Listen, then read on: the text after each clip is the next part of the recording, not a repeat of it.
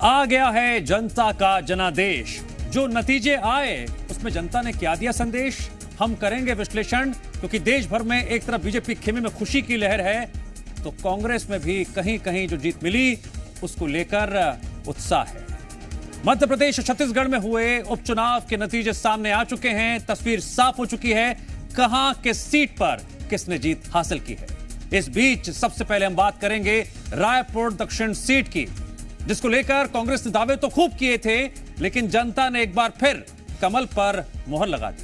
Report देखिए।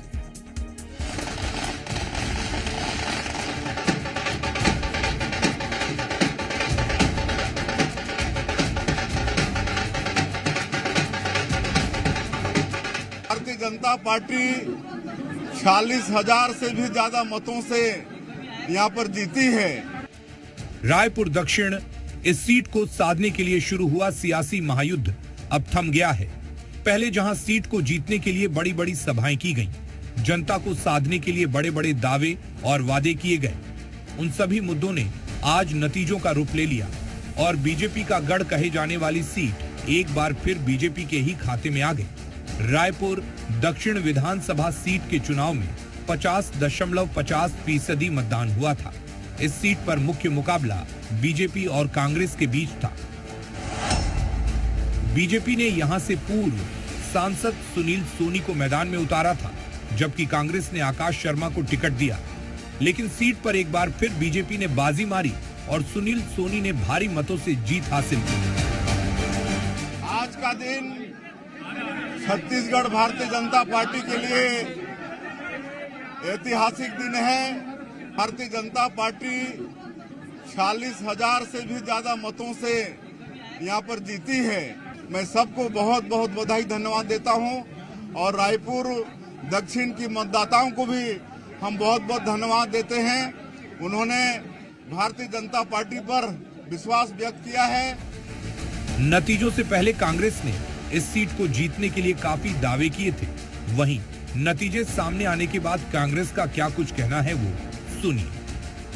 उपचुनाव के परिणाम हमारी अपेक्षाओं के अनुरूप नहीं आए हैं, लेकिन पूरी पार्टी ने, हमारे कार्यकर्ताओं ने, नेताओं ने एकजुटता से चुनाव को लड़ा। और दक्षिण उपचुनाव, दक्षिण विधानसभा एक ऐसी विधानसभा थी जहां से हम कभी चुनाव जीते नहीं थे, लेकिन हमारे नेताओं की मेहनत, हमारे कार्यकर्ताओं की मेहनत का नतीजा है कि हम यहाँ के हाल का अंतर कम करने में सफल रहे हैं। और जो जनादेश आया है उसको कांग्रेस पार्टी स्वीकार करती है। हमारी लड़ाई जनता के हित में, जन सरोकारों के लिए जाती है। इस जीत ने एक बार फिर जहां बीजेपी को बूस्ट अप किया है, तो वहीं कांग्रेस को संगठन के लोगों के साथ मंथन करने की जरूरत है। ब्यूरो रिपोर्ट, जी मीडिया।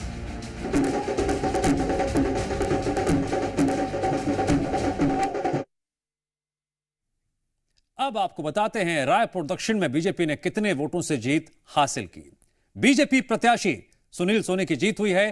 कांग्रेस के आकाश शर्मा को उन्होंने बड़े अंतर से हराया है। बीजेपी ने 46,167 वोटों से बड़ी और बंपर जीत दर्ज की है।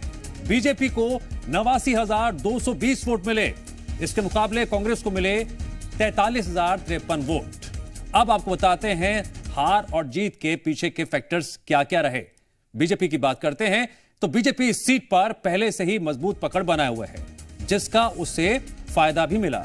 वहीं बड़े चेहरों का चुनावी कैंपेन में उतरना, पिछले चुनावों में शानदार जीत और लगातार पार्टी का बढ़ता जनाधार बीजेपी के हित में रहा। कार्यकर्ताओं का मनोबल ऊंचा रहा। कांग्रेस के हार के कारणों की बात करें तो पार्टी संगठन में एकजुटता नहीं दिखाई देना, कार्यकर्ताओं के बीच नकारात्मक संदेश जाना, नेताओं का लगातार पार्टी छोड़ना, जनता के बीच घटता जनाधार और सीट पर बीजेपी की मजबूत पकड़, ये सभी फैक्टर्स कांग्रेस पर भारी पड़ते दिखाई दिए। नतीजे सामने हैं तो आपने देखा और समझा, हमने विश्लेषण किया। अब रायपुर से हमारे साथ लाइव जुड़ रहे हैं जी मीडिया संवाददाता सत्यप्रकाश, जो चुनावी कैंपेन के दौरान लगातार हर अपडेट पर, तस्वीर पर, खबर पर नजर बनाए रखे और ग्राउंड रिपोर्ट लगातार देते रहे थे। सत्यप्रकाश, अब बारी है विश्लेषण की। कांग्रेस ने जोर आजमाइश तो की, बीजेपी ने अपनी तैयारी पुख्ता रखी। जो नतीजों में दिखाई दे रही है, जनता ने भी संदेश दे दिया और इस जनादेश के सियासी लिहाज से क्या मायने हैं? देखिए, तो स्पष्ट तौर पे दिखाई दे रहा है कि भारतीय जनता पार्टी के नेता जो दावे कर रहे थे, सरकार से जुड़े हुए लोग जो दावे कर रहे थे, वो दावे कम से कम सही साबित होते हुए दिखाई दिया। अब इन दावों के पीछे तर्क क्या था? इन दावों के पीछे तर्क भारतीय जनता पार्टी का यही था कि भाजपा की 2023 में सरकार बनी और सरकार बनने के बाद से भारतीय जनता पार्टी की सरकार ने हर वर्ग के लिए काम किया है, और हर वर्ग के लिए जो काम किया है उसमें दक्षिण विधानसभा क्षेत्र के भी हर वर्ग के लोग आते हैं, और दक्षिण विधानसभा उपचुनाव में है तो भारतीय जनता पार्टी की सरकार के उन कामों पे दक्षिण विधानसभा उपचुनाव में वहाँ के मतदाता मुहर लगाएंगे, और कमोबेश वो स्थिति दिखाई दी है। देखिए, कई सारे ऐसे फैक्टर हैं दिव्यांश जो इस चुनाव में भारतीय जनता पार्टी के पक्ष में काम करते हुए दिखाई दिए हैं। मुझे जो लगता है सबसे बड़ा फैक्टर एक जातिगत समीकरण भी था। जातिगत समीकरण इसलिए मैं कह रहा हूँ क्योंकि ओबीसी समाज से आते हैं सुनील सोनी, और जनरल से मतलब कि ब्राह्मण समाज से आते हैं जो कांग्रेस पार्टी के प्रत्याशी आकाश शर्मा। ब्राह्मण समाज की बहुलता वाले जो मतदान केंद्र थे, जिस दिन मतदान हो रहा था उस दिन भी मैं सुबह से कवर कर रहा था, हमने देखा। और एक बूथ का हवाला मैं दूंगा, जो वाचनालय है, आनंद समाज वाचनालय, वहाँ पे बूथ था और वहाँ 1293 के आसपास मतदाता थे, मुझे याद आ रहा है। और करीब 1:30 बजे का वक्त हो रहा था और उस दौरान मैं लाइव रिपोर्टिंग कर रहा था और 300 कुछ मतदाताओं ने तब वोट किया था। मतलब कि समझिए कि 30% के आसपास मतदाता बमुश्किल से वहाँ वोट किए होंगे, जबकि ब्राह्मण समाज का वो मतदान केंद्र में ब्राह्मण समाज की मतदाताओं की बहुलता थी। दूसरी तरफ ये भी कहा जाता रहा कि जिस तरह से सामाजिक समीकरण साधने की बात कांग्रेस पार्टी करती हुई दिखाई दी, वो सामाजिक समीकरण सद उनका नहीं पाया, और ये भी भारतीय जनता पार्टी के कहीं न कहीं पक्ष में गया जो ओबीसी कैंडिडेट उन्होंने खड़ा किया।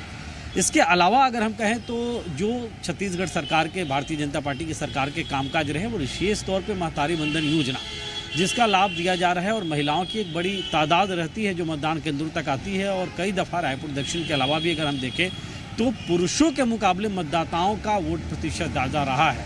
और वैसी स्थिति में तब जबकि महतारी वंदन योजना है तो ये भी मान के विश्लेषक चल रहे हैं कि इस बात का भी कहीं ना कहीं प्रभाव था। इसके अलावा एक और फैक्टर था, वो था बृजमोहन अग्रवाल का। बृजमोहन अग्रवाल लगातार यहाँ से चुनाव जीतते आ रहे थे और भारतीय जनता पार्टी ने बृजमोहन अग्रवाल की पसंद का ख्याल रखा था। तो ये कुछ फैक्टर जो हैं वो भाजपा के पक्ष। जानकारी के सत्यप्रकाश, शुक्रिया आपका। और अब बात कर लेते हैं मध्य प्रदेश की। यहां 2 सीटों पर हुए चुनाव में विजयपुर के नतीजे हैरान कर देने वाले रहे।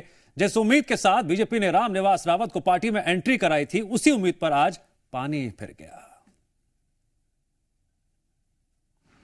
बहुत खुश है, हाँ खुशी, बहुत ज्यादा खुशी हमें तो बहुत ज्यादा खुशी है महाराज।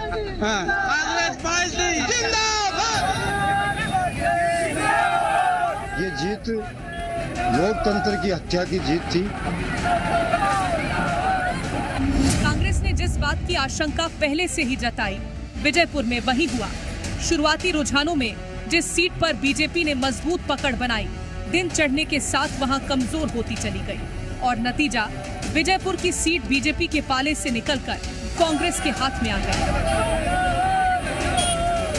विजयपुर और श्योपुर की जनता को धन्यवाद देता हूं, कोटि कोटि प्रणाम करता हूं, अभिनंदन करता हूं। ये जीत लोकतंत्र की हत्या की जीत थी। रामनिवास रावत को 6 बार एमएलए बनाया, बहुत बड़ा लीडर था, कद्दावर नेता था। पार्टी के साथ में गद्दारी करके भाजपा में मंत्री बना। ये लोकतंत्र की हत्या थी। जिस जनमत को इसने बेचा है उस जनमत ने सबक सिखाया है। और ये बीजेपुर का चुनाव नहीं है, ये लोकतंत्र का चुनाव है। ये पूरे मध्य प्रदेश में आने वाली 2028 में कांग्रेस की सरकार बनना लगभग तय है। एक तरफ जहां कांग्रेस जीत से गदगद नजर आ रही है, तो वहीं दूसरी ओर बीजेपी। इसके पीछे का क्या कुछ कारण बता रही है, वो सुनिए। भारतीय जनता पार्टी के विजयपुर के कार्यकर्ताओं ने भी अच्छी मेहनत की है। परिणाम है, राजनीति में कभी जीत होती है, कभी हार होती है, लेकिन कार्यकर्ताओं ने कोई मेहनत में कमी नहीं छोड़ी। इंसिडेंट्स हैं जिनके कारण से कुछ परिस्थितियां ऐसी बनी होंगी, लेकिन मैं ऐसा मानता हूं कि भारतीय जनता पार्टी विजयपुर की भी अगर हम हारे हैं तो हम उसकी भी समीक्षा करेंगे और फिर जीतेंगे। विजयपुर सीट पर रामनिवास के पाला बदलने के बाद यही अटकलें लग रही थी कि रामनिवास के बीजेपी में जाने से बीजेपी की जीत सुनिश्चित है, लेकिन ऐसा हुआ नहीं। जनता पहले जिसे वोट देकर सत्ता की कुर्सी पर बिठाया, दल बदल से नाराज उसी जनता ने अब उन्हें कुर्सी से उतार दिया और ये साफ संदेश दे दिया कि जनता के फैसले के विपरीत जाने पर क्या होता है। ब्यूरो रिपोर्ट, जी मीडिया।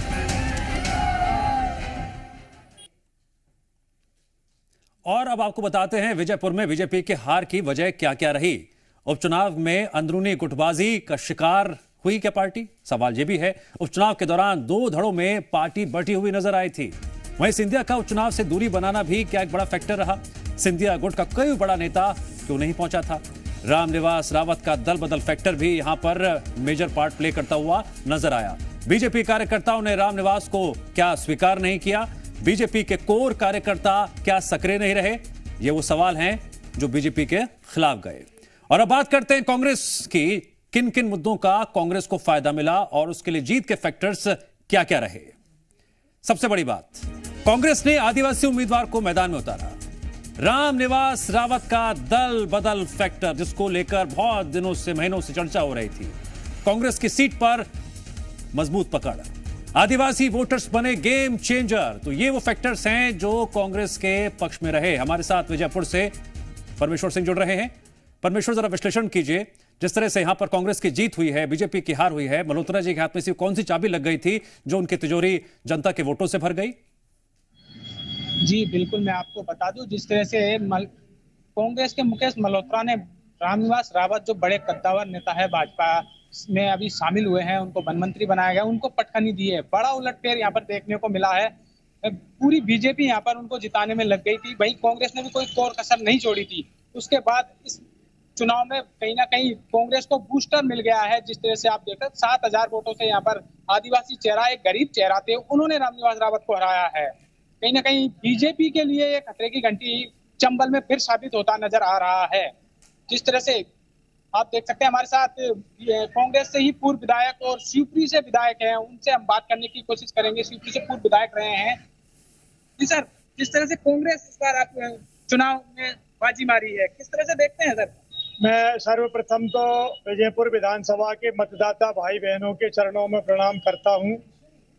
शिवपुर जिले के कांग्रेस कार्यकर्ताओं का अभिनंदन करता हूं कि पूरी भारतीय जनता पार्टी के हर हथकंडे का सामना करते हुए लोकतंत्र की रक्षा की और जनता जनार्दन ने गरीब प्रत्याशी आदिवासी समाज के हमारे मुकेश मल्होत्रा जी के साथ साथ कांग्रेस को अपना मैंडेट के ऊपर विजयी किया है। मैं सभी का हृदय से अभिनंदन और निवेदन ये करना चाहता हूँ प्रदेश की जनता से कि जब भी ऐसी स्थिति आए विजयपुर बुधनी जैसी, आप सभी मिलकर के इस अव्यवस्था को ठीक करें। जैसा मैंने चुनाव में भी विजयपुर में निवेदन किया था जनता जनार्दन से कि जिस पार्टी से जो विधायक या सांसद जीतकर जाते हैं, ईमानदारी से 5 साल उन्हें उस पार्टी की सेवा जनता के बीच में रहकर करना चाहिए। बीच में अगर कोई पार्टी छोड़ता है तो विजयपुर की जनता से अनुसरण करते हुए पूरे देश और प्रदेश में जनता जनार्दन को अपना इसी तरह का निर्णय सुनाना चाहिए ताकि लोकतंत्र और संविधान प्रदेश और देश में जीवित रह सके।